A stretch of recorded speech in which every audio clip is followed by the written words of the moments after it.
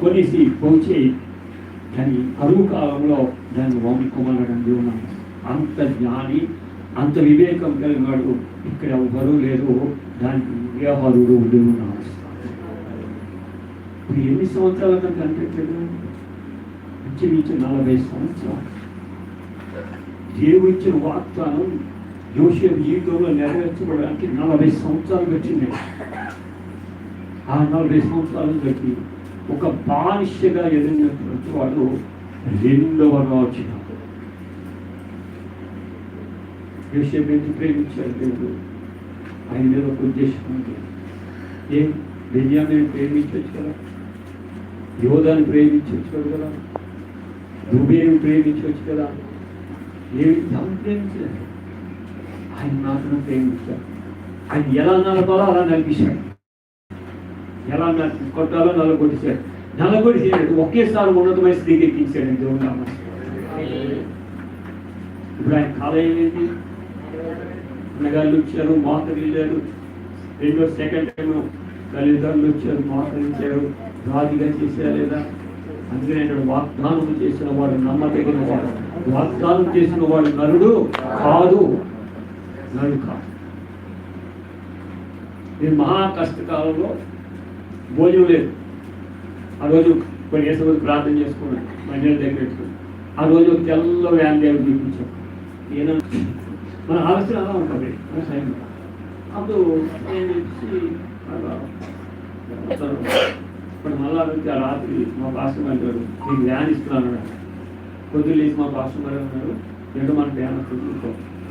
ఎక్కడ డేట్లు లేవు, వ్యాన్ ఎక్కడ మన సైకిలే లేదు, వ్యాన్ ఎలా వస్తుంది అని వచ్చి 11 సంవత్సరాలు పెట్టిందండి. దేవుడు ఏ వ్యాన్ ఎక్కించాడో ఆ వ్యాన్ వచ్చింది. దేవుడు మనం ఏముంటుందంటే వాక్యంలో ఉంది, బైబిల్లో ఉంది, అక్కడ జరిగింది, ఇక్కడ మనకి ఎక్కడ జరుగుతుంది అని మనం అనుకుంటాం.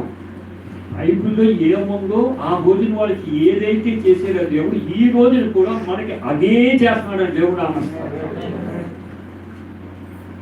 అది మానలేదు. ఆయన ఎక్కడ తీసుకెళ్ళాలని తీసుకెళ్ళిపోయాడు. అక్కడ అనుకున్న దావిని ఎక్కడ తీసుకెళ్ళి పడేశాడు.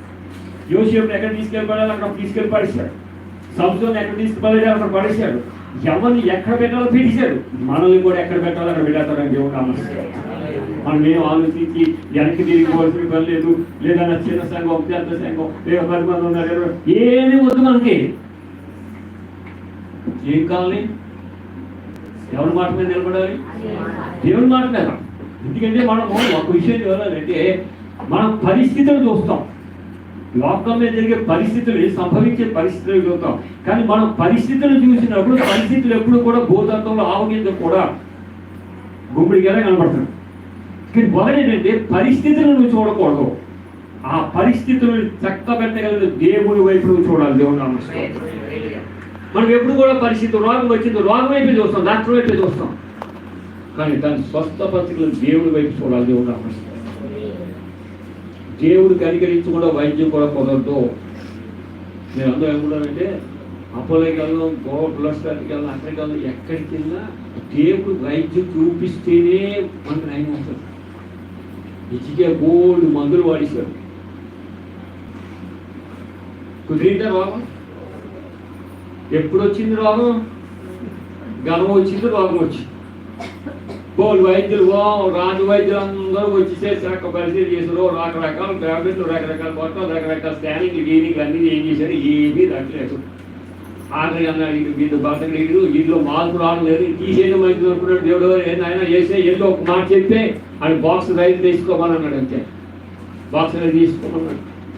ఆ బాక్స్ రైతు చేసుకున్నప్పుడు ఇది మామూలు మనుషులు వచ్చి స్తంభం బట్టి అన్నాడు, ప్రభా నేను ఎక్కడికి అన్యాయం ఎక్కడ చేశాను, నెలవారి పడి కదా నీ మాట ప్రకారంగా జీవించాను, నాలుగు లోపం ఏదో నాయన దాన్ని సరి చేయన్నాడు. సరి చేయడు ఏమన్నాడు, మరి చేసాను అన్నాడు. ఓడి బాక్స్ దానికి 15 సంవత్సరాలు రాసి ఇచ్చాను పొమ్మన్నాడు. బాక్స్లో పని లేదు, ఇప్పుడు 15 సంవత్సరాలు బతుకుతాడు అన్నాడు. ఎక్కడుంది వైద్యం? ఈ వైద్యులు అన్ని దగ్గర తిరిగాడు. అది ఇంట్లో టేబుల్ మీద, డైనింగ్ టేబుల్ మీద ఉంది అంజోలో పిక్కల దేవుడు. దేవుడు వైద్యం చేస్తే మన ఇంట్లో ఉంటుంది వైద్యం. మనం ఏముంటుంది మనకి అంటే మనకి మధ్యకాలం అంటే డాక్టర్ గారి దగ్గర చేయి చూసి మంది ఇస్తే మనకి ఎక్కదు.